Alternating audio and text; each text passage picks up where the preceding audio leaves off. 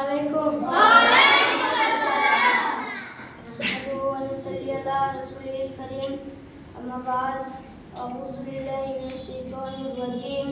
বিসমিল্লাহির রহমানির রহিম। ছোট বড় ভাই সকল, আপনাদের সামনে কিছু বক্তব্য দিয়ে শোনাবো। বক্তব্যের বিষয় হচ্ছে সূরা আল আসর, সূরা নম্বর 103। এই সূরাটি মক্কায় অবতীর্ণ হয়েছিল। আল আসর এর মানে হচ্ছে সময়কাল, ভূমিকা। এই সূরা মক্কি সূরার মধ্যে প্রথম দিকের সূরা। এই সূরার মধ্যে সময়কে মানব ইতিহাসের সাক্ষী হিসেবে ব্যবহার করা হয়েছে। ইতিহাসের অশুভ শক্তির বিনাশ এবং শুভ শক্তির প্রতিষ্ঠা কাল বা সময়কে হিসাবে দেখানো হয়েছে। আউযু বিল্লাহি মিনাশ শাইতানির রাজীম। বিসমিল্লাহির রহমানির রহিম। আল আসর মানে হচ্ছে সময়ের শপথ। ইন্নাল ইনসানা লাফি খুসর, মানুষ মূলত ক্ষতির মধ্যে নিমজ্জিত। ইন্না নিশ্চয়, আল ইনসান মানুষ, লাফি এর মধ্যে, খুসরি ক্ষতির অবস্থায়। ইল্লাল্লাযীনা আমানু ওয়া আমিলুস সালিহাত, কেবলমাত্র তারা ছাড়া যারা ঈমান এনেছে, সৎ কাজ করেছে। ইল্লাল্লাযীনা তারা ছাড়া, আমানু ঈমান এনেছে, ওয়া আমিলুস সালিহাত সৎ কাজ করেছে, ভালো কাজ করেছে। ওয়া তাওয়াসসাউ বিল হাক্কি ওয়া তাওয়াসসাউ বিস সবর, ওয়া তাওয়াসসাউ মানে একে অপরকে উৎসাহিত করেছে, বিল হাক্কি সত্যের উপর জানে, বিস সবরি হচ্ছে ধৈর্য ধারণ করায়। আরবি আল আসরের মানে হচ্ছে সময়, যে সময় সৃষ্টির সূচনা মুহূর্ত থেকে অতিবাহিত হতে চলেছে।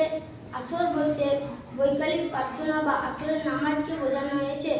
এখানে আসরকে সময় অর্থে ব্যবহার করা হয়েছে। সময় ক্রমাগত বয়েই চলেছে এবং শেষ বিচারের দিন, যে দিন পশ্চিম দিকে সূর্য উঠবে এবং পবিত্র কোরআনে কোনো আয়াত থাকবে না, সেই দিন হবে কিয়ামতের দিন। আর সেই দিন পর্যন্ত সময় অতিবাহিত হতে চলবে। আর যে দিন কিয়ামতের দিন আসবে, সেই দিন আর সময় অতিবাহিত হবে না। আল্লাহর সময় সৃষ্টি কোনো না কোনোভাবে সময় দ্বারা প্রভাবিত। যেমন আমাদের জীবনে জন্ম আছে ও মৃত্যু আছে। আমাদের হয়তো এই মুহূর্তে মৃত্যু হতে পারে, কালকেও হতে পারে, পরশু হতে পারে, 2 বছর পরেও মৃত্যু হতে পারে, কিন্তু আমাদের মৃত্যু হবেই হবে। কেবলমাত্র আল্লাহ সময় দ্বারা নিয়ন্ত্রিত নন। সময় মানব ইতিহাসের অতীত ঘটনাগুলির সাক্ষী। কোনো ব্যক্তি কিংবা জাতির জন্ম, মৃত্যু, সফলতা, ব্যর্থতা, উত্থান ও পতন, আগমন, প্রস্থান সবকিছুকে সময় দেখেছে। সময় দেখেছে সমস্ত কিছু চূড়ান্ত পরিণতি হলে শেষ হয়ে যাওয়া। সময় সাক্ষী স্বরূপ দেখেছে সমস্ত মানুষ ক্ষতির মধ্যে রয়েছে। কেবলমাত্র সেই সব লোকগুলি যাদের মধ্যে নিম্নলিখিত 4জন গুণাবলী রয়েছে: যারা ঈমান এনেছে, এক ও অদ্বিতীয় আল্লাহর প্রতি বিশ্বাস করেছে, তার জন্য ইবাদত করেছে, উপাসনা করেছে এবং তাকে বিশ্বাস করেছে। 2, যারা ভালো কাজ করেছে, গরিব মিসকিন অসহায়দেরকে সাহায্য করেছে, ভালো মানুষদের সাথে উপবাস করেছে, যারা ভালো কাজের জন্য অন্যদের সাথে যোগ দিয়েছে, যারা দুঃখ কষ্টের জন্য ধৈর্য ধারণ করার জন্য উৎসাহিত করেছে। ঈমান হলো মানুষের ব্যক্তিগত বৈশিষ্ট্য বা গুণ। অবশিষ্ট 3টি গুণাবলী ব্যক্তি কিংবা সামাজিক উভয় বৈশিষ্ট্যের মধ্যে পড়ে। ইসলাম আমাদের শিক্ষা দেয় যে একটা মানুষ সৎভাবে জীবনযাপন করা এটা যথেষ্ট নয়। একজন মুসলিম হিসাবে আমাদের দায়িত্ব হলো একটা সৎ ও ইনসাফপূর্ণ সমাজ প্রতিষ্ঠা করার জন্য কাজ করা। ব্যক্তিগতভাবে এবং জাতীয়তাভাবে যদি সবাই এই গুণে গুণান্বিত হয়, তাহলে তারা এই দুনিয়াতে যেমন সফল করবে, তেমনি সফল করবে আখিরাতে। এটি হচ্ছে একমাত্র পথ যেটা আমাদেরকে আখিরাতে জান্নাতে নিয়ে যেতে পারে। আমরা কতদিন বাঁচবো এটা কোনো বিষয় নয়। সর্বোপরি মৃত্যু আমাদের প্রত্যেকের জীবনে অবধারিত।